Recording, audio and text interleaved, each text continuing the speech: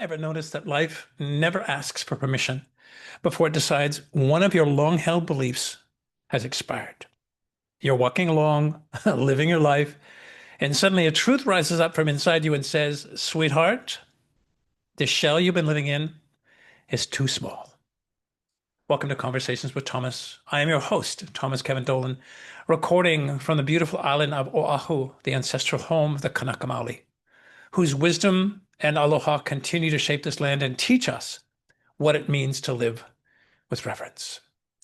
Today, we're talking about breaking the shell of lack, a shell most of us never built on purpose, a shell many of us inherited, a shell shaped by our caregivers' fears, stories, and no doubt, survival tactics. And I want to take you back to the moment my shell was formed. One Christmas, 100 years ago, all five of us little Dolans were packed into the backseat of my brother-in-law's Chevy Impala. Mom, my big sister, and my brother-in-law filled the front seat, all smoking cigarettes. Windows fogged. I was the little boy wiping condensation off the glass so I could see the Christmas lights dancing across Calgary's Lake Bonavista neighborhood. Oh, it was magic. It was wonder. It was childhood delight wrapped in secondhand smoke.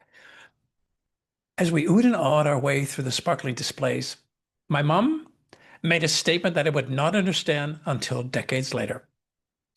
These people, with all their money, are never happy. That was Mom's declaration. It slipped out of her mouth like a throwaway comment, but it lodged itself inside me like a prophecy. Fast forward. I grew up. I worked. I created a life. I made money. And I was not happy. Turns out little Tommy absorbed a lesson he did not know he was learning. Money equals unhappiness. Prosperity equals emptiness. Having more means losing something essential. Therapy eventually held up the mirror. The belief was not mine. It was Mom's. I inherited my mother's shell. And that shell became the container for my entire relationship with prosperity. Once I realized I had inherited a belief that did not belong to me, something in me cracked. But cracking a shell does not mean you rise instantly. Breaking a shell often means you sit in the rubble long enough to understand what the hell kept you inside. I partnered with a remarkable prosperity coach, Long Island, New York, who ran a program called the Prosperity Project. She guided me through exercises meant to stretch my nervous system, expand my imagination, and challenge the inherited scarcity that literally lived in my bones. And then came the assignment that I hated. Elise called it the prosperity game. One week, she asked us to go off and spend, hypothetically, $1 million. I was miserable. Other people were having the time of their lives buying imaginary islands and designer wardrobes for fictional pets. Meanwhile, I was sweating through the assignment like it was a friggin' tax audit. I could still feel it, folks. When I returned to class, she asked me how I felt. This was the hardest thing I've ever done, I said. How did you feel? She asked. It felt pointless. She leaned in and said, pointless is not a feeling.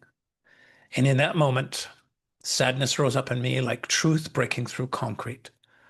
I said, I felt really sad trying to spend that money. She paused, let silence do its work, then asked, who taught you that having money meant you would not be happy? The karmic circle closed instantly.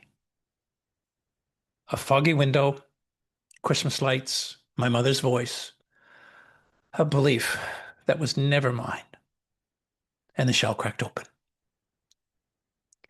Breaking the shell is not about rejecting the people who raised us. It's about releasing the beliefs that carried. It's about releasing the beliefs they carried that were never meant for us. That's how we break the shell. Dr. Thema Bryant reminds us, you cannot heal in the same environment that made you shrink. I couldn't create prosperity in an environment that was all about lack. I'd spent years shrinking around an idea that was never mine, believing that happiness and prosperity actually couldn't coexist, believing that wanting more was wrong, believing that money and joy could not belong to the same human, to this human. The shell had to go.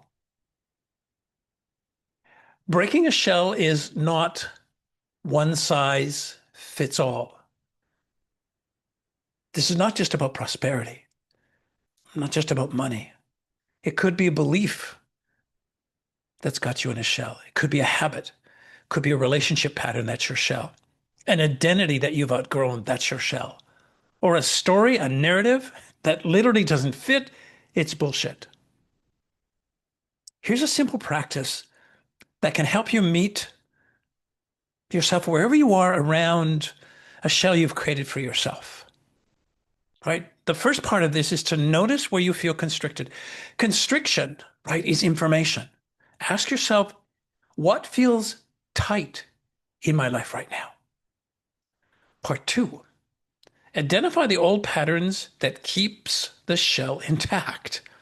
Ask, what habit, belief, or fear keeps me inside the shell?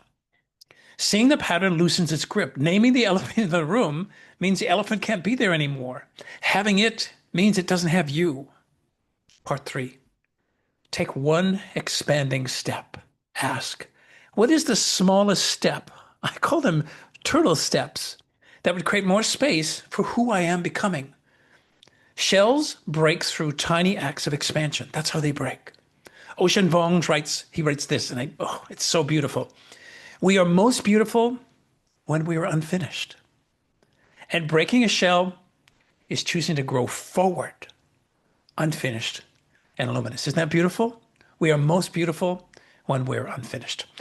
Let me do a little promo for a new Instagram account I have. It's called Heartful, and full is Full, Heartful Rebellion. If this episode is stirring something in you, I want to invite you into something small but powerful. Heartful Rebellion on Instagram is what I call my microcast.